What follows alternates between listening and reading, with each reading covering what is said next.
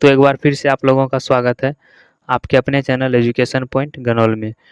तो आज हम लोग इस वीडियो में देखेंगे मैट्रिक बोर्ड परीक्षा 2026 के लिए अर्थव्यवस्था का दूसरा चैप्टर राज्य एवं राष्ट्र की आय के महत्वपूर्ण ऑब्जेक्टिव क्वेश्चन हम लोग इस वीडियो में करेंगे। अगर आप लोग इससे पहले का चैप्टर फर्स्ट चैप्टर का ऑब्जेक्टिव क्वेश्चन नहीं देखे हैं तो इसी वीडियो के डिस्क्रिप्शन में जो है उस वीडियो का लिंक दे दिया गया है, वहां से आप लोग देख सकते हैं। और अगर आप लोगों को इस क्वेश्चन का पीडीएफ चाहिए तो हमारे टेलीग्राम चैनल से जुड़कर वहां से आप लोग क्वेश्चन को प्राप्त कर सकते हैं। और अगर आप लोगों को यह वीडियो पसंद आए तो प्लीज़ इस वीडियो को जो है लाइक करें, और इस चैनल पर पहली बार आए हैं तो इस चैनल को सब्सक्राइब कर लें और ज़्यादा से ज़्यादा शेयर करें। तो चलिए स्टार्ट करते हैं आज का टॉपिक। तो हमारा पहला क्वेश्चन दिया गया है यहाँ पर कि सकल घरेलू उत्पाद में किस क्षेत्र का योगदान सर्वाधिक है। ऑप्शन में प्राथमिक क्षेत्र, द्वितीयक क्षेत्र, तृतीयक क्षेत्र या फिर इनमें से कोई नहीं। तो इसमें से जो हमारा राइट आंसर होगा वो हो जाएगा तृतीय क्षेत्र। तृतीय क्षेत्र का जो है सकल घरेलू उत्पाद में बहुत ही ज़्यादा योगदान है। तो हमारा सी जो होगा, ऑप्शन सी हमारा राइट आंसर हो जाएगा। फिर हमारा नेक्स्ट क्वेश्चन आता है। तो क्वेश्चन कहता है कि निम्नलिखित में किसमें मूल्यह्रास का मान शामिल नहीं है।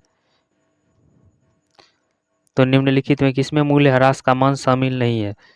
तो ऑप्शन में जीडीपी, जीएनपी, एनएनपी, इनमें से सभी। तो मूल्यह्रास का जो मान शामिल नहीं है वो है एनएनपी में। एनएनपी में जो है मूल्यह्रास का मान शामिल नहीं है। ऑप्शन सी जो होगा वो हमारा राइट आंसर हो जाएगा। फिर नेक्स्ट क्वेश्चन कहता है हमारा, तो हम लोगों का फिर से नेक्स्ट क्वेश्चन आता है। तो क्वेश्चन कहता है कि 1949 में भारत सरकार द्वारा गठित राष्ट्रीय आय समिति के अध्यक्ष कौन थे। तो ये क्वेश्चन जो देखिए 2025 में जो है आया हुआ क्वेश्चन है। कहता है कि 1949 में भारत सरकार द्वारा गठित राष्ट्रीय आय समिति के अध्यक्ष कौन थे। तो ये जो थे इसमें ये थे पीसी महालनोबिस। तो ऑप्शन ए जो होगा वो हमारा राइट आंसर हो जाएगा। फिर हमारा अगला क्वेश्चन आता है। तो सवाल है कि गरीबी रेखा निर्धारण हेतु कैलोरी मापदंड किसके सुझाव पर निर्धारित किया गया। गरीबी रेखा निर्धारण हेतु कैलोरी मापदंड किसके सुझाव पर जो है निर्धारित किया गया। तो निर्धारित जो किया गया था वो किया गया था योजना समिति या योजना आयोग के द्वारा। इसका निर्धारित जो किया जाता है योजना आयोग के द्वारा किया जाता है। ऑप्शन सी जो होगा वो हमारा राइट आंसर हो जाएगा। फिर नेक्स्ट क्वेश्चन है।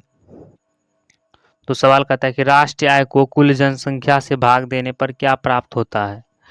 तो राष्ट्रीय आय जो है उसमें कुल जनसंख्या से जब हम लोग भाग दे देते हैं तो उससे जो हमें प्राप्त होता है वो प्राप्त होता है प्रति व्यक्ति है। ऑप्शन डी जो होगा वो हमारा राइट आंसर हो जाएगा। फिर हमारा अगला क्वेश्चन है। सवाल कहता है कि सन 2008 से 9 के अनुसार भारत की औसत प्रति व्यक्ति आय है। 2008 से 9 के बीच का भारत का जो प्रति व्यक्ति आय का औसत जो है वो है 25,494 रुपया।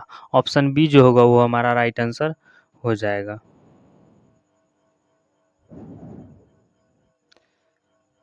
फिर से हमारा अगला क्वेश्चन आता है। तो सवाल कहता है कि फूट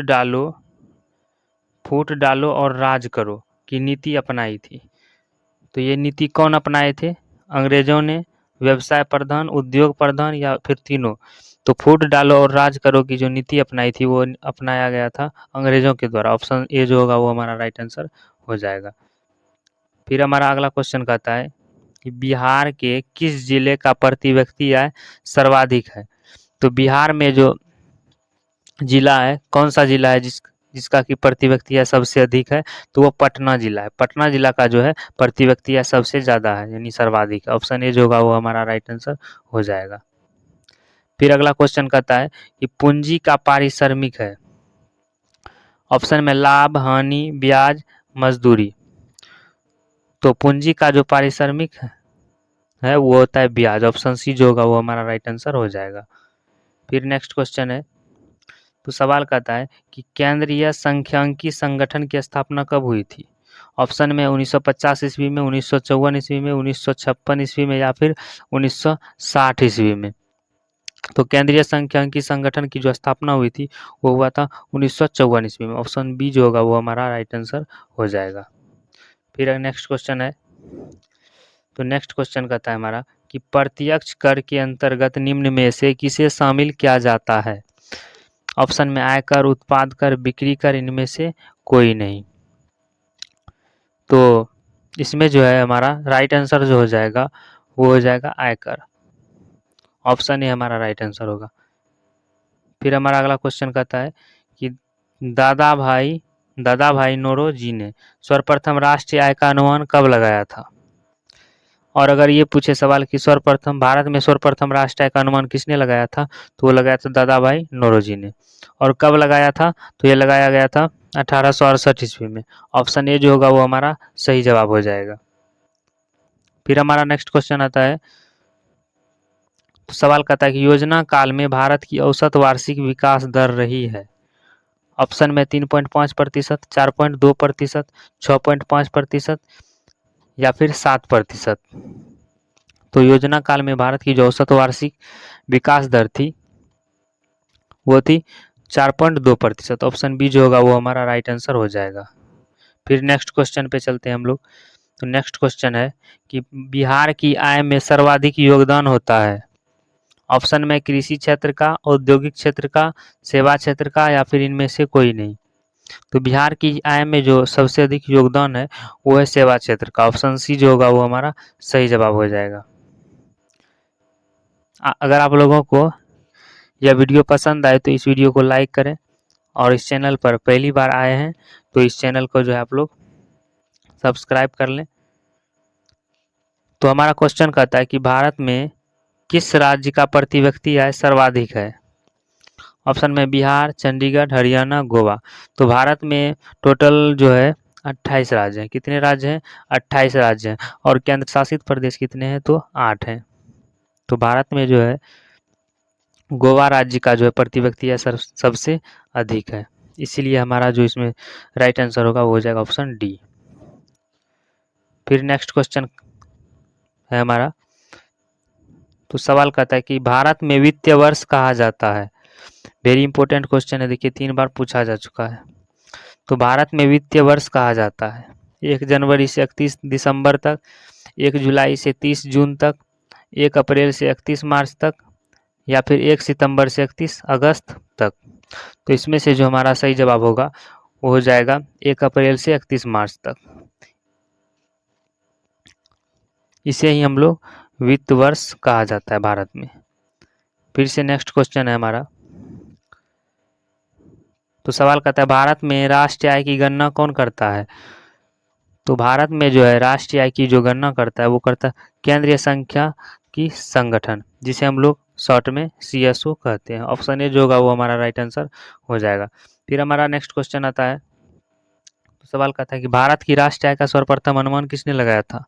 तो भारत में जो है भारत की राष्ट्रीय आय का सर्वप्रथम सबसे पहले जो अनुमान लगाया था वो लगाया गया था दादा भाई नौरोजी के द्वारा। और कब लगाया गया था, तो 1668 ईस्वी में लगाया गया था। ऑप्शन डी जो होगा वो हमारा राइट आंसर हो जाएगा। फिर हमारा नेक्स्ट क्वेश्चन आता है, तो सवाल कहता है निम्नलिखित में कौन हमारे रहन सहन के स्तर को प्रभावित करते हैं।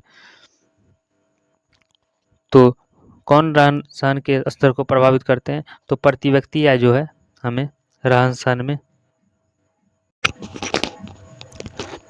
सहन के स्तर को प्रभावित करता है प्रति व्यक्ति आय। हम लोगों के पास जितना आय होता है हम लोग का प्रति व्यक्ति आय इनकम, उतना हम लोग रहन सहन में जो है चेंजिंग लाते हैं और जीवन जो है बेहतर बनाने की हम लोग कोशिश करते हैं। तो इसमें से जो हमारा राइट आंसर होगा वो हो जाएगा सी। फिर नेक्स्ट क्वेश्चन आता है हमारा कि भारत के सकल घरेलू उत्पाद में किस क्षेत्र का योगदान सर्वाधिक है। तो भारत के सकल घरेलू उत्पाद में जो है सेवा क्षेत्र का जो है सबसे बड़ा योगदान है। ऑप्शन सी जो होगा वो हमारा राइट आंसर हो जाएगा। फिर हमारा अगला क्वेश्चन आता है कि गरीबी के कुचक्र की धारणा किसने दी थी? तो गरीबी के कुचक्र की धारणा जो है वो रेगनर नर्क्स ने दिया था। ऑप्शन डी जो होगा वो हमारा राइट आंसर हो जाएगा। फिर से अगला क्वेश्चन है, आय तथा उपभोग का अंतर क्या कहलाता है? आय तथा उपभोग का अंतर क्या कहलाता है? तो आय तथा उपभोग का अंतर जो है वो बचत कहलाता है। ऑप्शन बी जो होगा वो हमारा राइट आंसर हो जाएगा। फिर नेक्स्ट क्वेश्चन कहता है कि वर्ष भर में किसी देश में अर्जित आय की कुल मात्रा को क्या कहते हैं? तो पूरे वर्ष में किसी भी देश का अर्जित आय मतलब जितना इनकम होता है उस मात्रा को जो है राष्ट्रीय आय कहते हैं। ऑप्शन सी जो होगा वो हमारा राइट आंसर हो जाएगा। फिर नेक्स्ट क्वेश्चन है, तो नेक्स्ट क्वेश्चन कहता है हमारा कि गरीबी रेखा निर्धारण हेतु ग्रामीण क्षेत्रों के लिए प्रति व्यक्ति प्रतिदिन न्यूनतम कितनी कैलोरी निर्धारित की गई है? तो गांव के लिए जो है 2400 कैलोरी निर्धारित की गई है। और अगर पूछे शहर के लिए, तो शहर के लिए जो है 2100 कैलोरी निर्धारित की गई है। तो इसमें हम लोगों का गांव में पूछा है, तो इसमें जो हमारा राइट आंसर होगा वो जाएगा ऑप्शन सी 2400 कैलोरी।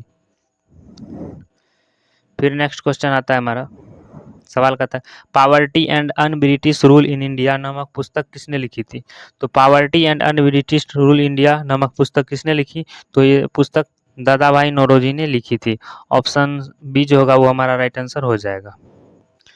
फिर अगला क्वेश्चन आता है, सवाल कहता है कि निम्न में से किस विधि के अंतर्गत उत्पादित अंतिम वस्तुओं के मूल्य में जोड़कर राष्ट्रीय आय की गणना की जाती है?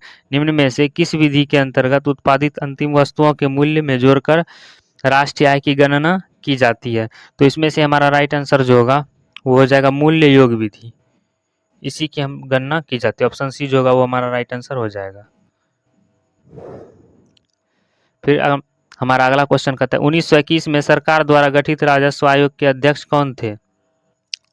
तो 1921 में सरकार द्वारा गठित राजस्व आयोग के अध्यक्ष जो थे वो थे इब्राहिम रहीमतुल्ला। ऑप्शन ए जो होगा वो हमारा राइट आंसर हो जाएगा। फिर हम लोगों का अगला क्वेश्चन आता है, तो सवाल में कहता है कि भारत में प्रथम औद्योगिक नीति की घोषणा कब हुई? तो भारत में प्रथम औद्योगिक नीति की घोषणा जो है वो हुई थी 1949 में। ऑप्शन ए हमारा राइट आंसर हो जाएगा। फिर नेक्स्ट क्वेश्चन आता है, तो सवाल कहता है कि भारत का सर्वाधिक प्रति व्यक्ति आय वाला राज्य कौन सा है? तो भारत में सबसे अधिक प्रति व्यक्ति आय वाला राज्य जो है वो गोवा है। ऑप्शन ए हमारा राइट आंसर होगा। फिर नेक्स्ट क्वेश्चन आता है, तो सवाल कहता है कि देश की सीमा के अंदर एक वर्ष में उत्पादित सभी अंतिम वस्तुओं एवं सेवाओं का मौद्रिक मूल्य क्या कहलाता है? ऑप्शन में सकल राष्ट्रीय उत्पाद, सकल घरेलू उत्पाद, शुद्ध घरेलू उत्पाद, शुद्ध राष्ट्रीय उत्पाद। तो इसमें से हमारा राइट आंसर जो होगा वो हो जाएगा सकल घरेलू उत्पाद। ऑप्शन बी हमारा राइट आंसर हो जाएगा। फिर अगला क्वेश्चन कहता है कि प्रोफेसर पीसी महालनोबिस की अध्यक्षता में किसका गठन किया गया? तो प्रोफेसर पीसी महालनोबिस की अध्यक्षता में जो है किसका गठन किया गया? तो इसमें से हमारा राइट आंसर जो होगा वो राष्ट्रीय आय समिति का गठन किया गया। ऑप्शन सी हमारा सही जवाब हो जाएगा। फिर अगला क्वेश्चन कहता है कि पीसीआई का अभिप्राय क्या है, यानी पीसी का पूरा नाम क्या है? तो पीसीआई का जो पूरा नाम है वो है per capita income. Option A हमारा राइट आंसर हो जाएगा।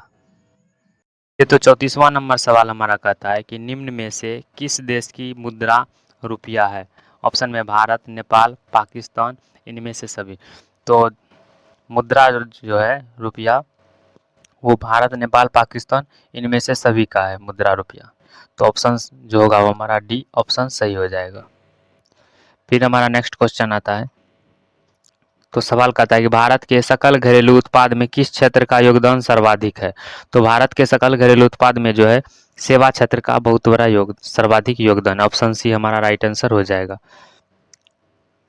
फिर अगला सवाल है, तो सवाल कहता है आर्थिक विकास की जिस प्रक्रिया से समाज के सभी वर्गों का जीवन स्तर ऊंचा हो जाए कहलाती है? तो आर्थिक विकास की जिस प्रक्रिया से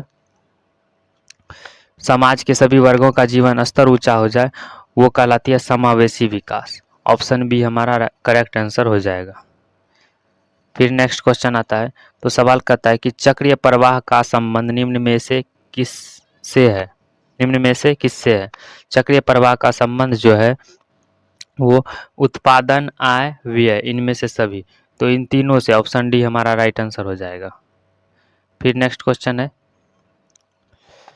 सकल घरेलू उत्पाद में सबसे कम योगदान किस क्षेत्र का है? तो सकल घरेलू उत्पाद में जो है सबसे कम योगदान जो है वो प्राथमिक क्षेत्र का है। ऑप्शन ए जो होगा वो हमारा करेक्ट आंसर हो जाएगा। फिर से अगर अगला सवाल देखा जाए, तो अगला सवाल है कि राष्ट्रीय आय का अर्थ है। ऑप्शन में पारिवारिक आय, सार्वजनिक उपक्रमों का, सरकार की, किसी मूल अर्थव्यवस्था की, सभी अंतिम वस्तुओं एवं सेवाओं का मौद्रिक मूल्य। तो राष्ट्रीय आय का अर्थ जो होता है वो किसी अर्थव्यवस्था की सभी अंतिम वस्तुओं और सेवाओं का मौद्रिक मूल्य होता है। ऑप्शन डी हमारा करेक्ट आंसर हो जाएगा। फिर नेक्स्ट क्वेश्चन की ओर चलते हैं, तो हमारा नेक्स्ट क्वेश्चन है कि बिहार की अर्थव्यवस्था में प्राथमिक क्षेत्र का मुख्य अंग है। ऑप्शन में है कृषि, निर्माण, कृषि, परिवहन, व्यापार। तो बिहार की अर्थव्यवस्था में जो है प्राथमिक क्षेत्र का मुख्य अंग जो है वो है कृषि। ऑप्शन बी जो होगा वो हमारा राइट आंसर हो जाएगा। फिर से हमारा नेक्स्ट क्वेश्चन आता है, तो सवाल कहता है कि दादा भाई नौरोजी ने सर्वप्रथम राष्ट्रीय आय का अनुमान कब लगाया था? तो दादा भाई नौरोजी ने जो है सर्वप्रथम राष्ट्रीय आय का जो अनुमान लगाया गया था उसके द्वारा वो 1868 ईस्वी में लगाया गया था। ऑप्शन ए हमारा राइट आंसर हो जाएगा। फिर अगला क्वेश्चन है, तो सवाल कहता है कि उत्पादन एवं आय गणना विधि आर्थिक दृष्टिकोण से है। ऑप्शन में सहज, वैज्ञानिक, व्यवहारिक, उपर्युक्त तीनों। तो उत्पादन एवं आय गणना विधि आर्थिक दृष्टि से जो है ये तीनों है, सहज, वैज्ञानिक, व्यवहारिक। ऑप्शन डी जो होगा वो हमारा करेक्ट आंसर हो जाएगा। फिर से नेक्स्ट क्वेश्चन है, तो सवाल कहता है कि बिहार की आय में सर्वाधिक योगदान होता है। तो बिहार की आय में जो है सर्वाधिक योगदान जो होता है वो है सेवा क्षेत्र का होता है। ऑप्शन सी हमारा करेक्ट आंसर होगा। फिर नेक्स्ट क्वेश्चन है कि बिहार में किस जिले की प्रति व्यक्ति आय सबसे कम है? तो बिहार में जो है सबसे कम प्रति व्यक्ति आय वाला जो जिला है वो है शिवहर। ऑप्शन डी जो होगा वो हमारा करेक्ट आंसर हो जाएगा। Option D Sheohar. फिर से नेक्स्ट क्वेश्चन है, तो क्वेश्चन कहता है कि भारत की सर्वप्रथम अनुमानित प्रति व्यक्ति आय थी। तो भारत का सबसे पहले अनुमान जो लगाया गया था आय का वो था 20 रुपया। ऑप्शन डी जो होगा वो हमारा करेक्ट आंसर हो जाएगा। फिर नेक्स्ट क्वेश्चन कहता है कि गरीबी को जन्म देती है, यह कथन है। तो गरीबी को जन्म देती है, यह कथन जो है रेगुलर नर्स ने दिया था। तो ऑप्शन सी हमारा करेक्ट आंसर हो जाएगा। फिर से नेक्स्ट क्वेश्चन कहता है कि स्वतंत्रता पूर्व भारतीय अर्थव्यवस्था थी, मतलब आज़ादी से पहले का जो भारतीय अर्थव्यवस्था कैसी थी जब हमारा देश आज़ाद नहीं हुआ था, जब अंग्रेजों के गुलाम थे। ऑप्शन में कृषि प्रधान, व्यवसाय प्रधान, उद्योग प्रधान, उपर्युक्त तीनों। तो स्वतंत्रता से जो पहले है वो पहले हमारा देश कृषि प्रधान था। ऑप्शन ए हमारा राइट आंसर हो जाएगा। फिर से अगला क्वेश्चन है कि फूट डालो, और ये रिपीट क्वेश्चन है। तो अगला क्वेश्चन देखते हैं हम लोग। तो अर्थव्यवस्था के प्रकार होते हैं 2, 3, 4, 5। तो अर्थव्यवस्था के जो प्रकार होते हैं वो 3 होते हैं। ऑप्शन बी हमारा करेक्ट आंसर होगा। फिर अगला क्वेश्चन कहता है कि आर्थिक एवं मौद्रिक विकास एक दूसरे के हैं। तो आर्थिक एवं मौद्रिक विकास जो एक दूसरे के पूरक हैं। ऑप्शन ए हमारा करेक्ट आंसर हो जाएगा। फिर नेक्स्ट क्वेश्चन है कि साहित्य की दृष्टि में विकास और वृद्धि में ऑप्शन में अंतर है, कोई अंतर नहीं है, कभी अंतर भी और नहीं भी, उपर्युक्त में कोई नहीं। तो साहित्य की दृष्टि में विकास और वृद्धि में जो है कोई अंतर नहीं है। ऑप्शन बी हमारा करेक्ट आंसर हो जाएगा। फिर जो हमारा अगला क्वेश्चन आता है, तो सवाल कहता है कि सतत विकास है। ऑप्शन में अपने तथा आने वाली संतति का केवल आना, केवल दूसरों का, उपर्युक्त में से कोई नहीं। तो सतत विकास जो है अपने तथा आने वाली संतति का केवल है। ऑप्शन ए हमारा करेक्ट आंसर हो जाएगा। फिर अगला क्वेश्चन है तो सवाल कहता है कि आय एक पारिश्रमिक है जिसे कोई अपने कार्य के बदले पाता है। ऑप्शन में मानसिक, शारीरिक, बौद्धिक, उपर्युक्त तीनों। तो आय एक पारिश्रमिक है जिसे कोई अपने कार्य के बदले पाता है, तो ये तीनों पाता है, मानसिक, शारीरिक, बौद्धिक। ऑप्शन डी जो होगा वो हमारा करेक्ट आंसर हो जाएगा। फिर अगला क्वेश्चन है कि भूमि का पारिश्रमिक है। ऑप्शन में लगान, ब्याज, वेतन, लाभ। तो भूमि का जो पारिश्रमिक है वो कहलाता है लगान। ऑप्शन ए हमारा करेक्ट आंसर हो जाएगा। फिर जो हमारा नेक्स्ट क्वेश्चन आता है, तो सवाल कहता है, सवाल नंबर 55 कि विकसित राज्यों में ऊंची होती है। ऑप्शन में प्रति व्यक्ति या सेवाओं का मूल्य, उपर्युक्त तीनों, पूंजी का दर। तो विकसित राज्य में जो सबसे ज़्यादा होती है वो होती है प्रति व्यक्ति है। ऑप्शन ए जो होगा वो हमारा करेक्ट आंसर हो जाएगा। अगर प्रति व्यक्ति या ऊंचा रहेगा यानी ज़्यादा रहेगा तो वो विकसित देश या राज्य कहलाता है। फिर से अगला क्वेश्चन है, तो सवाल कहता है राष्ट्रीय आय के अंतर्गत शामिल है। ऑप्शन में वस्तुओं का मूल्य, वस्तु एवं सेवाओं का मूल्य, सेवाओं का मूल्य, इनमें से कोई नहीं। तो राष्ट्रीय आय के अंतर्गत जो शामिल है वह वस्तुओं एवं सेवाओं का मूल्य। वस्तुओं एवं सेवाओं का मूल्य जो है राष्ट्रीय आय के अंतर्गत शामिल है। ऑप्शन बी हमारा करेक्ट आंसर हो जाएगा। फिर नेक्स्ट क्वेश्चन कहता है कि कुल उत्पादन एवं उत्पादन में किए गए खर्च का अंतर कहलाता है। तो कुल उत्पादन एवं उत्पादन में किए गए खर्च का अंतर जो कहलाता है वो कहलाता है शुद्ध राष्ट्रीय आय। ऑप्शन डी हमारा करेक्ट आंसर हो जाएगा। फिर नेक्स्ट क्वेश्चन कहता है कि राष्ट्रीय आय समतुल्य होता है। तो राष्ट्रीय आय जो समतुल्य होता है वो होता है उपभोग, व्यय एवं विनियोग के योग। तो राष्ट्रीय आय समतुल्य होता है उपभोग, व्यय एवं विनियोग के योग। ऑप्शन ए हमारा करेक्ट आंसर हो जाएगा। फिर से नेक्स्ट क्वेश्चन देखते हैं। इस क्वेश्चन के बाद हमारा लास्ट क्वेश्चन होगा। तो राष्ट्रीय आय की धारणा में शामिल है। तो राष्ट्रीय आय की धारणा में जो शामिल है वो है केवल सकल घरेलू उत्पाद, शुद्ध राष्ट्रीय उत्पाद, केवल सकल राष्ट्रीय उत्पाद। तो ये तीनों हो जाएगा। ये तीनों जो है राष्ट्रीय आय की धारणा में शामिल है। ऑप्शन डी हमारा करेक्ट आंसर हो जाएगा। फिर से हमारा लास्ट क्वेश्चन आता है, तो सर्वप्रथम राष्ट्रीय आय के अनुमान का वर्ष था। ऑप्शन में 1869 ईस्वी, 1867 ईस्वी, 1868 ईस्वी, 1968 ईस्वी। तो इस क्वेश्चन का जो है जवाब आप लोग कमेंट में बताइएगा।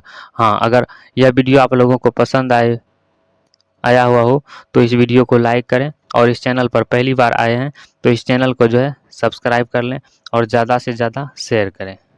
और अगर इस क्वेश्चन का PDF चाहिए तो हमारे टेलीग्राम चैनल से जुड़ सकते हैं। उसका लिंक जो है इसी वीडियो के डिस्क्रिप्शन में दे दिया गया है। धन्यवाद।